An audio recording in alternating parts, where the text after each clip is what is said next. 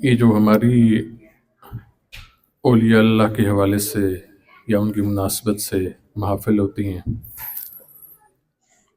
ان کو یہ کہہ کر طعن و تشنیع کا نشانہ بنایا جاتا ہے کہ یہ معاذ اللہ اللہ کے ساتھ شرک کیا جاتا ہے کہ کسی ولی کی آپ محفل بیٹھک سجائیں گے تو آپ اس کو اللہ کا شریک ٹھہرا دیں گے۔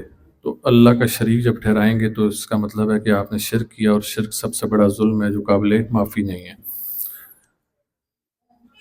اب آپ تھوڑا سا ذرا شرک کے اوپر نظر دوڑائیے۔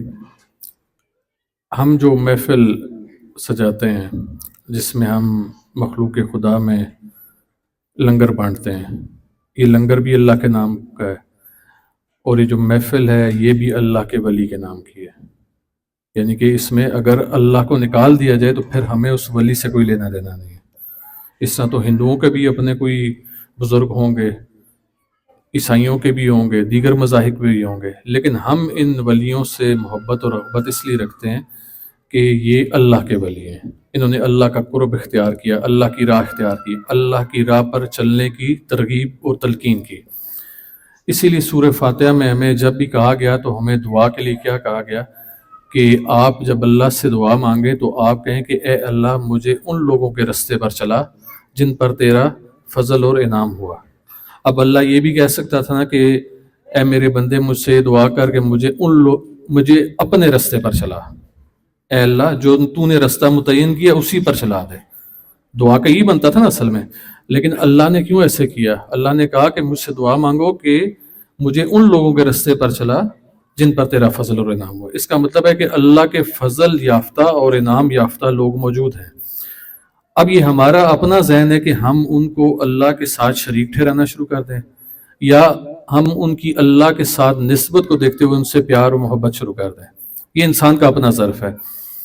یہ شرک والی بات میں نے اس لیے کی کہ میں چند دن قبل ایک چیز پڑھ رہا تھا، اس میں بتایا گیا کہ غالباً جاپان نے یا چائنا نے انہوں نے ایسی ٹرین کا تجربہ کیا جو کہ جہاز کی سپیڈ سے بھی تیز چلے گی۔ کس کی سپیڈ سے تیز چلے گی؟ جہاز کی سپیڈ سے۔ اب ہم یہ آخری ہمارا جو ٹور کراچی کا تھا، اس میں جب ہم جہاز میں بیٹھے تو ہمیں پائلٹ نے بتایا کہ جب جہاز فضا میں اتنی بلندی پر جائے گا تو اس کے بعد یہ 800 میل فی گھنٹہ کی رفتار سے چلے گا۔ یعنی کہ 800 میل فی گھنٹہ کی رفتار بڑی رفتار ہوتی ہے۔ یہاں پر اگر آپ موٹر وے پہ گاڑی میں 120 پہ جا رہے ہوں، خدا نہ خاصہ ایکسیڈنٹ ہو جائے تو بندہ بچتا نہیں اس میں۔ جو لوگ 200-300 کے سپیڈ میٹرز لگاتے ہیں تو آپ دیکھیں وہ کتنی سپیڈ سے جاتے ہیں۔ اب آپ 200 کو دیکھیں، ایک گاڑی کا سپیڈ میٹر 220 تک ہوتا ہے، اس سے زیادہ نہیں ہوتا۔ جہاز آپ کو 800 میل فی گھنٹہ کی رفتار سے لے کے جاتا ہے۔ اب وہ یہ کلیم کر رہے ہیں کہ ہم نے جہاز سے بھی تیز چلنے والی ایک ٹرین بنا لی ہے۔ تو میں نے جب ان ٹرین کا وہ دیکھا، اس کی ویڈیو دیکھی، تو اس میں دکھایا گیا کہ ایک ٹیوب کا سیل انہوں نے بنایا ہوا ہے، اور اس ٹیوب کے سیل میں وہ واقعی بجلی کی رفتار سے جاتی ہے کہ اس کی خالی آپ کو جھلک نظر آتی ہے۔ تو یہ میں نے شرک والا معاملہ اس لیے یہاں پر آج دوبارہ اس کو زیر بحث لایا کہ شرک یہ نہیں کہ ہم اللہ کے ولی کی محفل سے جا کے بیٹھ جائیں، یا ہم اللہ کے اس ولی کی جس کا ذکر اللہ نے خود قرآن میں کر دیا کہ مجھے اس رستے پر چلا تو یہ شرک ہو جائے گا۔ شرک اصل میں یہ ہے کہ اللہ نے انسان کو چلنے پھرنے کے لیے گھوڑے دیے تھے، اونٹ دیے تھے۔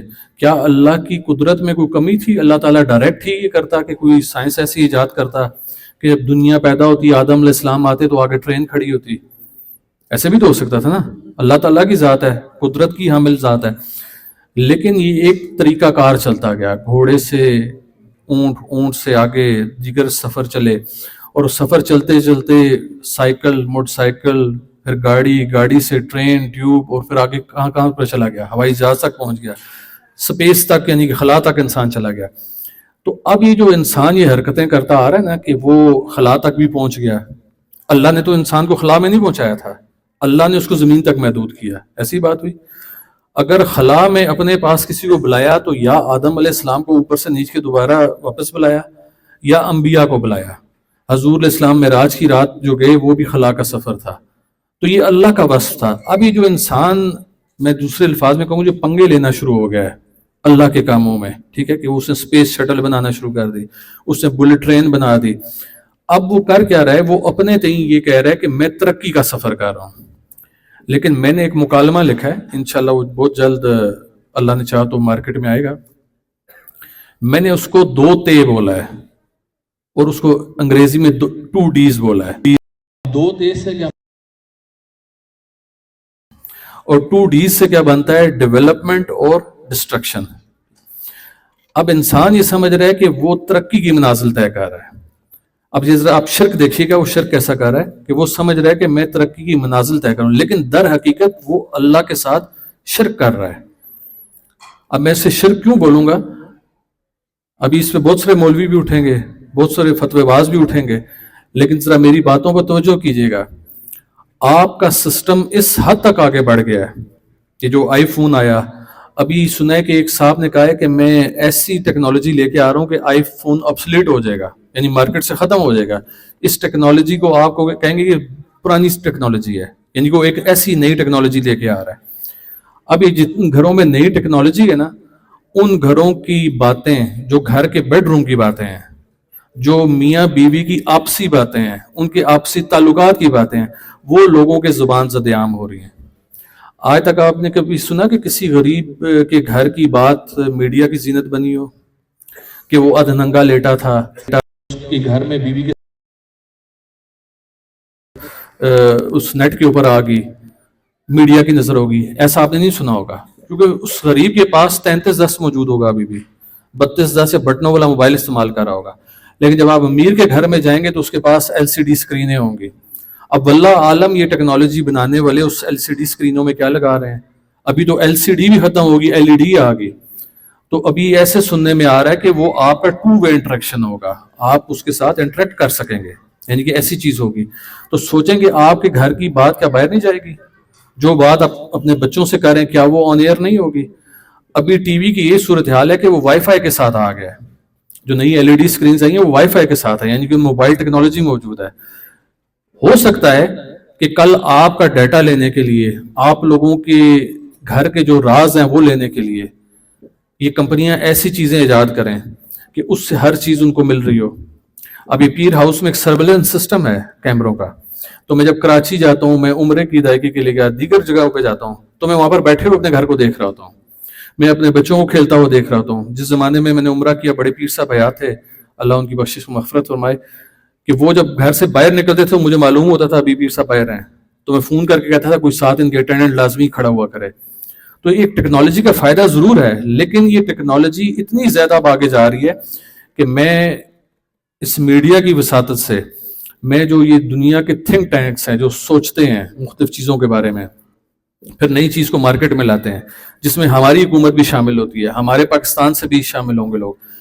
میں ان کو ایک مشورہ دیتا ہوں کہ اب سے آگے سائنسدان بنانا بند کر دیں. اسکولوں، یونیورسٹیوں، کالجز سے یہ سبجیکٹ ختم کر دیں اور کہہ دیں جی اس کے بعد کوئی کرکٹر بننا چاہتا ہے بنے، کوئی فٹ بالر بننا چاہتا ہے وہ بنے، کوئی اور محاذ پہ وہ کام کرنا چاہتا ہے کرے، لیکن سائنسدان نہیں بنے گا. کیونکہ جیسے جیسے سائنسدان آپ مزید پیدا کرتے جائیں گے، تو جس سائنسدان نے راکٹ پہلے سے بنا لیا، دوسرا سائنسدان کوشش کرے گا میں سے اگلی ٹیکنالوجی لے کے آؤں. اسی دوڑ نے کیا کیا کہ آپ کے دستی بم سے، پہلے زمانے کی جنگیں ہوتی تھی، دستی بم کی پن کھولی اور پھینکی، 2-4 بندے مار دیے، ایسے ہی ہوتا تھا. فوج کی دلیری کا بھی آپ کو پتہ چلتا تھا کہ کسی محاذ پہ فوج لڑ رہی ہے تو دلیر ہے یا نہیں ہے، بزدل ہے، کیونکہ ہاتھوں کی لڑائی تھی، بندوقوں کی لڑائی تھی. ابھی کیا معاملہ ہے کہ وہ دستی بم ختم ہو گیا. اب آپ فوج کے پاس جائیں نا تو دستی بم انہوں نے شوکیسوں میں لٹکا دیے ہیں، نمائشوں میں دکھاتے ہیں. ابھی دستی بم کی جگہ میزائلوں نے لے لی. تو اب میزائل تو پہلے سے بن گیا ہے. ابھی جو نیا سائنسدان بچہ آپ اسکول، یونیورسٹی، کالج میں پڑھا رہے ہیں، تو وہ یہ تحقیق نہیں کر رہا کہ میں نے پڑھ کے اپنے گھر کے لیے، اہل و عیال کے لیے کچھ کمانا ہے. وہ اس کام میں لگا ہوا ہے کہ جو میزائل پہلے سے بن چکا ہے، جس سے آدھا ملک تباہ ہو جاتا ہے، تو میں ایسی ٹیکنالوجی لے کے آؤں کہ میزائل مارا جائے تو پورے کا پورا ملک تباہ ہو. اب یہ دوڑ اس چیز کی نہیں رہی کہ وہ اپنے گھر کے کھانے کے لیے، اپنے اہل و عیال کی کفالت کے لیے کہے گا کہ میں نے پڑھنا لکھنا ہے اور آگے جانا ہے، کوئی نئی چیز مارکیٹ میں لے کے آنی ہے. اب بس ہو گئی ہے. اس سے زیادہ ہم کیا ترقی کریں گے کہ ہم نے جہاز کا سفر کر لیا، ہم نے بحری جہاز کا سفر کر لیا. آپ دنیا میں جائیں تو بڑے بڑے سمندروں میں اتنے بڑے بڑے بحری جہاز ہیں کہ اس پیر ہاؤس کو 6 جگہ ڈالیں تو وہ اکیلا بحری جہاز بنتا ہے. تو ہم اس حد تک تو پہنچ چکے ہیں. اب کیا ہم چاہتے ہیں کہ اب ہم ایسے ہو جائیں کہ کوئی شخص گھر میں بیٹھا ہے اور دوسرا شخص اپنی اناج کی وجہ سے اس کو مارنا چاہتا ہے, وہ گھر بیٹھے بیٹھائے بٹن دبائے اس کو مار دے. نہ کوئی لا اینڈ آرڈر رہے گا, نہ کوئی اور نظام رہے گا. یہ دراصل انسان چونکہ اللہ کے ساتھ شرک کر رہا ہے. چائنا میں انہوں نے کلوننگ کے ذریعے ایسی ٹیکنالوجی بنا لی, انہوں نے ایسے روبوٹس بنا لیے, ایسی لڑکیاں بنا لی, ایسے مرد بنا لیے کہ آپ ان کے چہرے کو ہاتھ لگا کر بتا نہیں سکتے کہ یہ اصل ہے نقل ہے. سوچیں کہ جب آپ کی شکلوں کے لوگ مارکیٹ میں پھر رہے ہوں گے تو کون کیا تمیز کرے گا؟ چوری ایک کرے گا, پکڑا دوسرا جائے گا. یہ جو کلوننگ کا معاملہ چل رہا ہے, انسان اب یہ کیا ہے؟ یہ اللہ کے کام میں شراکت نہیں ہے تو کیا ہے؟ اصل شراکت یہ ہے جب اللہ نے آپ کو تلوار دی تھی لڑنے کے لیے, اللہ نے آپ کو نیزہ دیا تھا, تو اس انسان بدبخت نے کیا کیا؟ اس نے ترقی کی منازل طے کی, اس نے بندوق بنا لی, اس نے کلاشنکوف بنائی, اور اس کے بعد کیا کیا کہ سامنے 200 بندہ کھڑا ہے تو ایک میگزین چڑھائی اور 200 بندہ ڈھیر کر دیا. تو کیا یہ ترقی کی ہے؟ ترقی تو یہ تھی کہ حضور الاسلام کے دور میں جب جنگ ہوتی تھی تو عورتوں اور بچوں کو محفوظ کر دیا جاتا تھا. آپ جنگ بدر اٹھائیں, احد اٹھائیں, خندق اٹھائیں, خیبر اٹھائیں, کوئی ایک ایسی جنگ بتا دیں جس میں بچے اور بوڑھے بھی شامل ہوں, عورتیں بھی شامل ہوں. بدر کو مدینہ سے باہر لڑا گیا, احد کو مدینہ سے باہر لڑا گیا, خندقیں اس لیے کھودی گئیں کہ بچے اور شہری محفوظ رہیں وہاں پر, دشمن کی فوج داخل نہ ہو. تو حضور علیہ السلام لوگوں کو یہ ترغیب دیتے رہے کہ ہم نے اپنے آپ کو محفوظ بنانا ہے. اور ہمارے آج کے دور کے لوگ کیا کر رہے ہیں, خاص طور پہ مسلمان بھی اس میں شامل ہیں, کہ وہ اپنے آپ کو غیر محفوظ بنا رہے ہیں, وہ اپنے بچوں کو غیر محفوظ بنا رہے ہیں. میں یہ ابھی پچھلے دنوں کراچی کے سفر پر گیا تو وہاں پر مجھے ہمارے ایک بہت ہی محترم ہے, اللہ پاک ان کو اجر عظیم عطا فرمائے, انہوں نے اپنی محبت کی, ہم نے ان سے کہا اور انہوں نے ہمیں ایک بلٹ پروف گاڑی دے دی. تو یہ اب سوچ میری کہاں سے آئی, میں نے شراکت والی باتیں کیوں کی آپ سے, کہ جب میں اس بلٹ پروف گاڑی میں بیٹھ گیا تو مجھے یہ پتا چلا کہ جی پیر صاحب آپ محفوظ ہیں باہر سے, یعنی کہ باہر کوئی بم بھی پھٹے تو پھر بھی آپ محفوظ ہیں, کوئی گولی چلے تو آپ پھر بھی محفوظ ہیں. اس کا دروازہ عام ماڑے بندے سے کھولا بھی نہیں جاتا, اتنا بھاری اس کا دروازہ ہوتا ہے, اسٹیل کی پلیٹیں لگی ہوتی ہیں. تو میں یہ سوچنے پر مجبور ہو گیا کہ اگر خدا نہ خواستہ اس گاڑی کا جو سینٹرل سسٹم ہے جس کے تحت یہ گاڑی کمپیوٹر کے ذریعے چل رہی ہے, اگر وہ فیل ہو جائے تو پیر صاحب تو وچ رہ گئے, پھر بم مارو, آرے آنو, گولیاں چلاؤ, گڈی نہ کھلنا ہے تو پیر صاحب اندر ہی رہ سکتے. تو ہم نے کیا کیا کہ ہم نے ترقی کی, اپنے لیے ایک آسانی کا ذریعہ وہ کیا, لیکن دراصل ہم نے اپنے بےخونی کا ذریعہ تلاش کیا, ہم نے اپنی موت کا سامان پیدا کیا. اب باہر سے تو کوئی مارے گا لیکن وہ جو بلٹ پروف گاڑی ہے وہ بھی آپ کی جان لے سکتی ہے. ٹیکنالوجی بہت اچھی چیز ہے, میں اس سے کبھی نفی نہیں کرتا, لیکن میں کہتا ہوں کہ اب اس سے آگے کیا ہوگا کہ فیس بک بھی بن گئی, ہم فیس بک کے اوپر ایک دوسرے سے بات بھی کر لیتے ہیں, واٹس ایپ بھی بن گیا, اس کے اوپر بھی بات کر لیتے ہیں, ٹویٹر بھی ہے, دیگر معاملات. اس سے آگے کیا ٹیکنالوجی آئے گی؟ اب اس سے آگے جو ٹیکنالوجی آئے گی وہ انسان کو مارنے کی آئے گی, کہ کوئی آسان رستہ ہو اور جو لوگ ایک دوسرے سے رقابت رکھتے ہیں, ایک دوسرے کے رقیب ہیں, ایک دوسرے سے اناد رکھتے ہیں, وہ کیسے ایک دوسرے کو ماریں. ابھی آپ بچوں کی گیمز اٹھا کے دیکھیں, ان میں چیز چل پڑی ہے, اس میں طریقے بتائے جا رہے ہیں بچوں کو مارنے کے. ابھی دوڑ اس چیز کی نہیں کہ بچہ یہ کہے گا کہ میں بڑا ہو کے اپنے والدین کو کیا کما کے دوں گا, اپنی آنے والی نسل کے لیے کماؤں گا. وہ یہ سوچے گا کہ میں ساتھ والے کو کیسے ماروں گا. تو کل ہمارے بچے اس طرف نہ چلے جائیں. لہٰذا میری, چونکہ آپ لوگوں کے ذریعے بھی پیغامات پہنچتے ہیں, ہمارے ان جو مجمع ہوتے ہیں ان کی زینت بھی کئی ایسے لوگ بنے ہوتے ہیں جو سنتے بھی ہیں اور جا کر پیغام بھی دیتے ہیں, پیغام رسانی کا بھی کام کرتے ہیں. تو ہم اس میڈیا کے ذریعے حکام بالا سے گزارش کریں گے کہ اس کیس کو پاکستان پٹ اپ کرے, عالمی فورم پہ ایک کیس پٹ اپ کرے کہ اب بہت بس ہو گیا, ٹیکنالوجی بہت حد تک آگے چلے گی. اب خدارا اپنے بچوں کو مارنے کا ذریعہ نہ پیدا کریں, ان سائنسدانوں کے اوپر بین لگا دیں کہ سائنس سے آگے نہیں جائے گی. اگر یہ سائنسدان اسی طرح پیدا ہوتے رہے, اسی طرح یہ نئی نئی چیزیں ایجاد کرتے رہے, تو آپ یقین جان لیں کہ پھر آپ کا اور ہمارا بیٹھنا بھی یہاں پر دوبر ہو جائے گا. لہٰذا اللہ کرے کہ ہماری یہ بات حکام بالا تک پہنچے اور اس طرف توجہ دیں, اور اس سائنس نام کی چیز کو اب یہاں پر بس کریں, اس کو ختم کریں, سائنسدانوں کے اوپر بین لگائیں کہ اس سے آگے ٹیکنالوجی, سائنس کو بند کر دیا جائے. لگائیں، فائنانس میں لگائیں، بزنس میں لگائیں، کوئی اور چیز لگائیں، کھیتی باڑی پہ لگائیں. اللہ نے انسان کو یہ چیزیں دی تھی، کھیتی باڑی کرو، معاشیات والا معاملہ کرو، ایک دوسرے گھر چلاؤ. اللہ نے یہ تو نہیں کہا تھا ایسی ٹیکنالوجی لے کے آ جاؤ.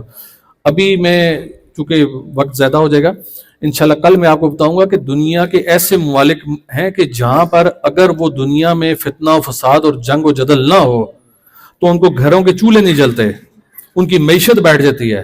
تو سوچیں وہ کیا ان سائنسی چیزوں کو روکیں گے؟ نہیں، ان کی تو کوشش ہے کہ ایک سے ایک بڑھ کر ہتھیار استعمال ہو، ایک سے ایک بڑھ کر مختلف جگہوں پہ جنگ لگے تاکہ لوگ لڑیں گے تو ہمارا اسلحہ بکے گا.